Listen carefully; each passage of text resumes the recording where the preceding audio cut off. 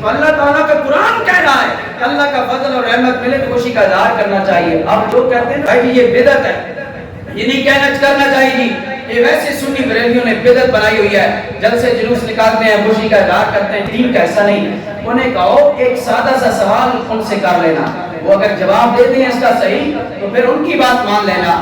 ان سے اتنا کہنا کہ بتاؤ اللہ کے نبی اللہ کا فضل ہے کہ نہیں؟ وہ کہے گا اللہ کا نبی اللہ کا فضل ہے. اسے دوسرا سوال کرو کہ اللہ کے رسول اور اللہ کے نبی حضرت محمد صلی اللہ علیہ وسلم اللہ کی رحمت ہیں کہ نہیں ہیں؟ وہ اس کی جرت نہیں ہوگی کہ وہ یہ کہے کہ نہیں ہے. وہ نہیں کہہ سکے گا.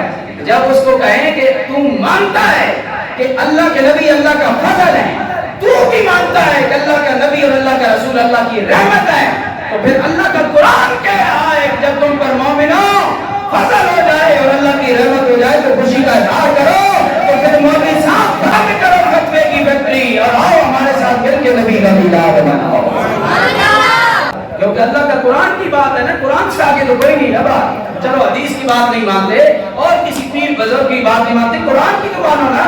قرآن کہہ رہا ہے کہ میرا نبی اللہ کا فضل بھی ہے اور اللہ کی رحمت بھی ہے, اور جب اللہ کا نبی اللہ کا فضل اور رحمت ہے تو پھر اللہ کے نبی کی آمد پر ہمیں خوشی کا اظہار کرنا چاہیے. اللہ فرما رہا ہے کہ میرا فضل اور رحمت ملے تو خوشی کا اظہار کرو.